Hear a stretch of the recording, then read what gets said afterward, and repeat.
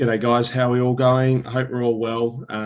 Thanks for tuning in and listening to my little quick take on acceleration and change of direction. This is my second chat with Second Nature Football, and it's great to be a part of the team. And we hopefully can share some wisdom that we have and what we impart with all our athletes on the field and in training, and hopefully we can give a bit of background, a bit of context around why we do what we do and explain it a little bit further. So today, as I mentioned, we're going through acceleration and change of direction.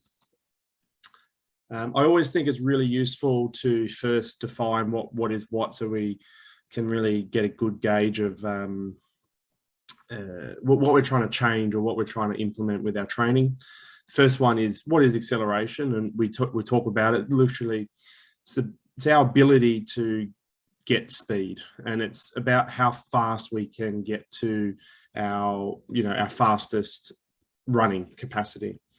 And so the bare bones of it is how fast you can go from standing still or a slow jogging to maximum sprint. And to use the example, it's a semi-trailer truck when it's accelerating off the mark at a set of lights.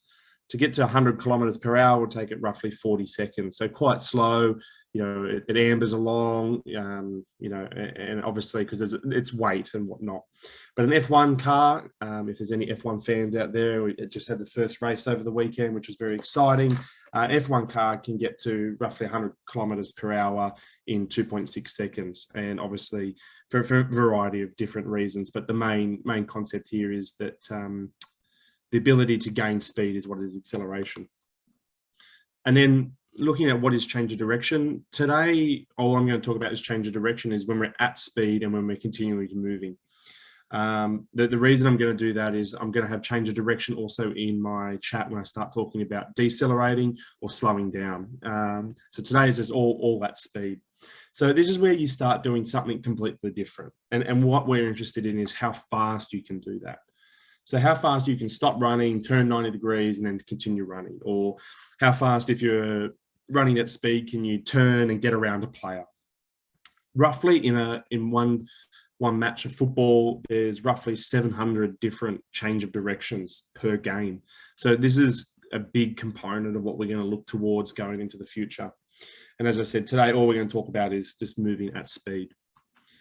3 steps is all it takes. And for anyone actually watching, there's 4 points there, but what I'm talking about, the 3-step rule, is the first 3 steps of actual running is all it takes to build up. So in a 100-meter sprint, the first 3 steps are the most important. They're typically the shortest and slowest, and you spend the most amount of time on the ground. But what this is to generate momentum, generate force to get you moving in the right direction. And as I said, all about generating force. And generating force, in my terms, is about getting speed. And as we know, speed creates opportunities for anyone who listened to the first lecture. Looking at an aeroplane taking off, and I want to use this as an example, not to be really slow and ambering and take your time, but when looking at an aeroplane takeoff, it generally stays flat for the majority of the runway. So what we're going to refer to that is staying low to the ground and keeping our feet low, our whole angle of attack low, our triple extension low to the ground. And then at that last phase, we can get up. Obviously, in 100 meters is different to football, but the first 3 steps is the same rule. And what we want to do is just try to imagine keeping that low, imagine a plane taking off nice and slow before getting up to its maximum speed. So looking at Usain Bolt here coming out of the starting blocks, and I use this as a raw speed example because he's the fastest man we've ever seen. So if we look at, so this is a bit of physics stuff here, but we'll keep it really top level, is that when we push off the ground, when he's coming out of those blocks, you can either go just flat along or straight up. There are 2 options. Obviously, what we want to be is this nice trajectory moving forwards. So from his ankle to his head, we draw roughly a straight line taking off. And this one's probably roughly around 45 degrees. Now, this is a really crude measurement that I've just put on a slide. But what we can see is that it's generally on the lower side of things as we start to take off. And this is the first 3 steps about generating movement. And when we look towards a football player, we can see the exact same movement happening. Now, it might not be to the same degree, so there might be a little bit more upright work there, but the football player there taking off, trying to generate its maximum speed or maximum acceleration, the same rules apply. It's also important to point out what I call its triple extension, which will be really important for some of our exercises later on, which is the ankle, the knee, and the hip. So we can see here the ankle, the knee, and the hip all being in full extension or maximum stretch. And that's really important to generate that force. And not only using your ankle, your knee, or your hip, but using the combination of the three to get ourselves going. So what we want to know is, how do you get faster and how do you do all those bits and pieces? So from my point of view, acceleration training ideas. So these are a few little tips and tricks that we can go through and how to get yourself to move quicker. So looking at some training drills, things that you can put into your training right now to get faster is some 3-point starts. And I'm just put this slide in. We'll go through each one of these in time, but 3-point starts, really, really important.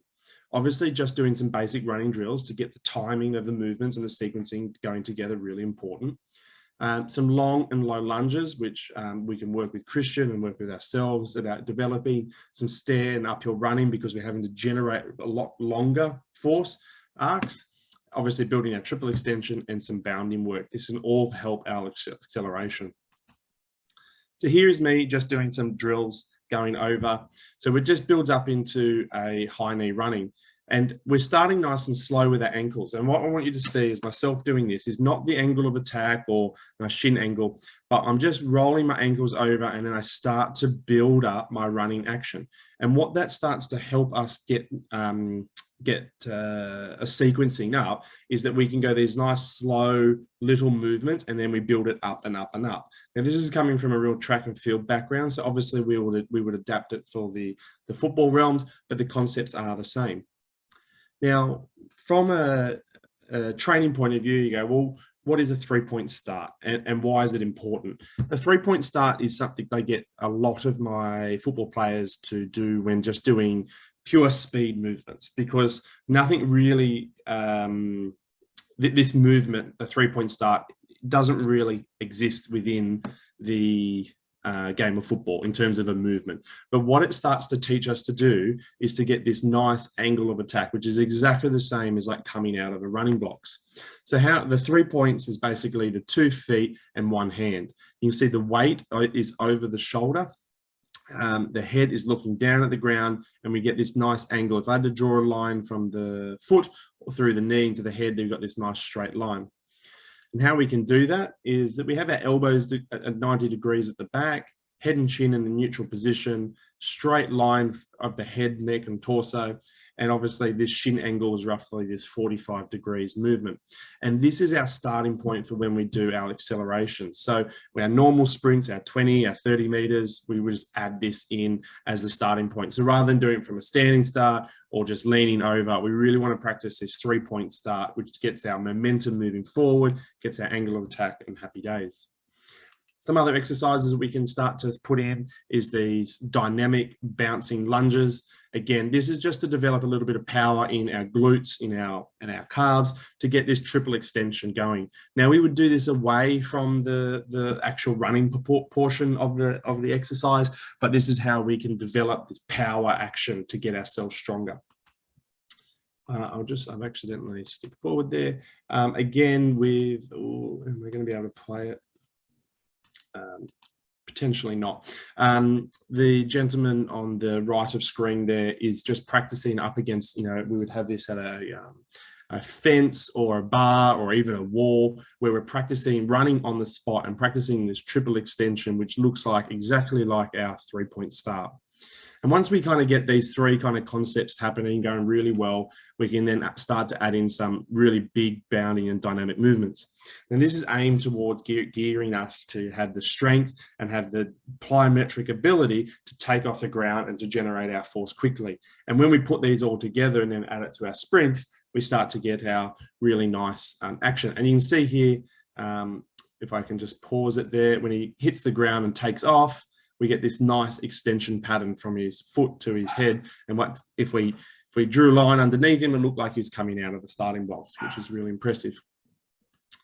When we're looking at change of direction ideas, obviously we will build it up very similar and build on some strength work, and then we add some, patterning to that. So we can do some crab walks, which Christian, our strength and conditioning coach, can walk you through, and some lateral lunges. But then we start to do some high knees drills with trunk challenges. One of the biggest things I see with athletes when trying to change direction is their stability from their hips to their neck. When you try to turn or twist, if you don't have that stability or that control of those segments, you get unbalanced. Not necessarily you fall over, but you end up being slower because you can't turn on a dime and be really quick with it. Some figure eight running and some zigzag practice.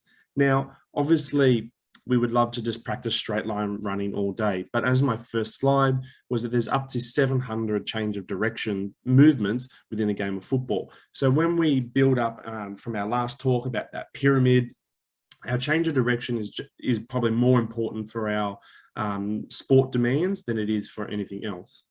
I'm sure you've all done this exercise. I won't spend a lot of time on doing it, but it really helps build our lateral ability. So that's the ability to move from side to side, which is because the game of football is 3D. I know you're heading in one direction for the goals, but you're going to be running backwards, sideways, forwards, and this is a really vital exercise.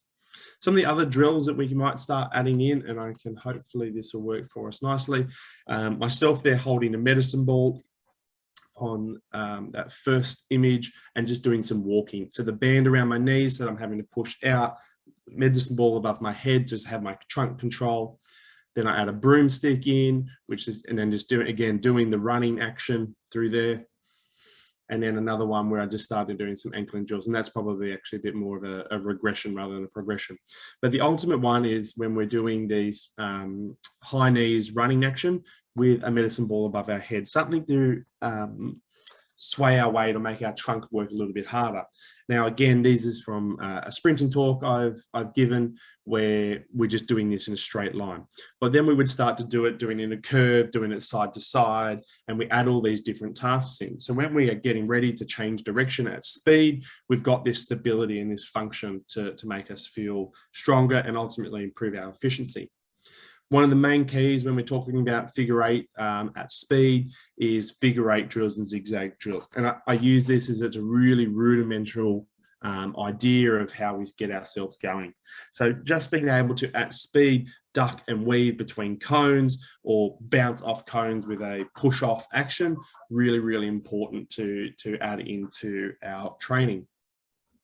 So when I then put that all together, what does a training session look like? It looks like something like this, and I'm happy for you to use this training example on, you take it out and go out and do this exact session. So normally I would start with a warm up, and I let my players always have 10 to 15 minutes to themselves, if not longer, to do a generalized warm up that they so choose fit. Then we do probably 5 minutes, probably more than 5 minutes if I'm honest, but I just put it in as a program where we start working on some techniques, some high knees, A skips, and some lunges, and we do 5 by 10 meters at least of each of those. Once we've then done our run throughs of increasing speed, just over 30 meters, we then get into the max acceleration component where we always start with some 3-point starts, and we always start with the 3 steps only. Now, this is an odd one to do for the first time, but all I want you to focus in on is getting into that 3-point position, making sure our position's right, head over shoulders, weight forward, angle of our shins at 45 degrees, and we just pump out. We call it the drive phase in sprinting, but our first 3 steps are low, long, and powerful. They're never going to be as long as our ones when we're up at full speed, but what we want to try and do is really get our extension of our back foot really, really strong to get ourselves going forward. We don't need to do a lot of them, and I'd probably coach more in these 3-point starts than any of the other ones, because once you get up to that 30, 40 meters, it's just run, get the task done. And then feedback afterwards. But for the first, these 3-point starts really sets our foundation to move forward. Again, then just straight line, 10 meters, 3-point start again, 2 lots of them back to back as fast as we can go, and then 2 sets of them. Obviously, then we just start to build it out a little bit further. And the further and further we build out that the length of the run, what you start to see is that aeroplane concept. So for the first 3 steps, we want to see ourselves nice and flat. Then for the 10 meters, we want to maybe move a little bit up. But for 30 meters, by the time we get to that 30 meters, we want to almost see ourselves up in our full running position. Then again, at speed, if we start talking about change of direction, a simple S bend where we're running from cone to cone. Really, really important that we define how far we're going and how far away the cones are and how many cones we have in. So normally when I talk about cones, I normally talk about cones in total, not cones on each side. So if over, you'd have a gate of 1 meters and you'd start on one side, 10 meters or 15, it's going to be 7 meters in or whatnot. You hit a cone and then move to the other side, then the other side.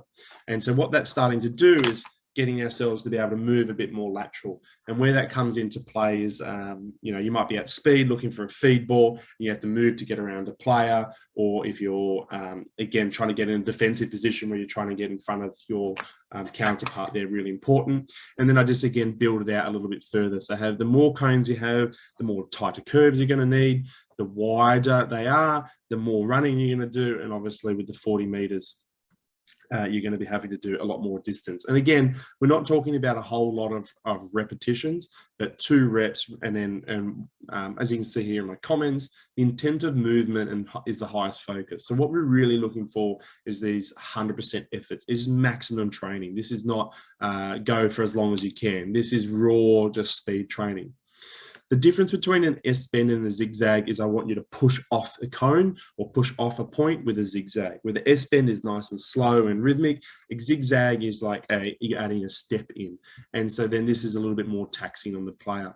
So again, there's a few different variations we can play with. There's wider and lesser points. And obviously the 40 meter zigzag at the bottom there is 2 meters wide. So it's quite sharp with 6 points in. So you're doing quite a lot of ducking and weaving. And then that's basically the first, that's the main content of the session. We always put our maximum acceleration first, the really raw speed, and then we build it and build it out and build it out.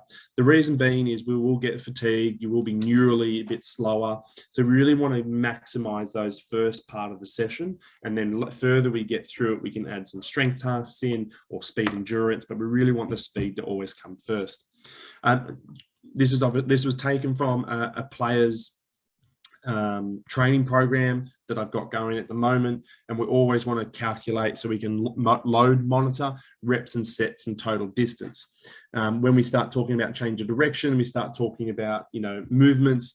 So we only really have just run over just 1 kilometer by the time we get to the end of the acceleration and change of direction, and that is plenty. We don't need to be doing that much more in terms of raw speed training. If anything, that's quite a high number. And then obviously here 34 is the amount of movements that we've added in there. So really in terms, repetitions. So that obviously is lower than the 700, but by the time we do that, we're going to be plenty fatigued. Then we always have some extras in, and that not only is always strength work or technique work. Sometimes it's flexibility or stretching or some core work. But for this example training session, we added in some crab walks, some high knees with the med ball, but walking only just to get our control working. Then we add a little bit of fatigue in by doing the wall running exercise with the triple extension. And then obviously we end with some bounding. Now, normally the bounding being a high plyometric exercise normally comes first, but in this case, I really want the athlete to do it while they're quite fatigued in this particular scenario. So potentially maybe for someone first time doing it, maybe the bounding would actually happen after the maximum acceleration period. In terms of take homes today, I really want you to focus on staying low to the ground. So keep that shin angle nice and low, roughly around that 45 degrees. I really want you to focus on driving those first 3 steps. And then as you start to just do your straight line sprinting, start to add some lateral movements in, some zigzag and some S bends and some figure 8 work. I will leave this slide in here for any questions. If you wish to send me any questions, you can do that just through Travis at Second Nature. So beautiful. Thanks, guys. Thanks for tuning in.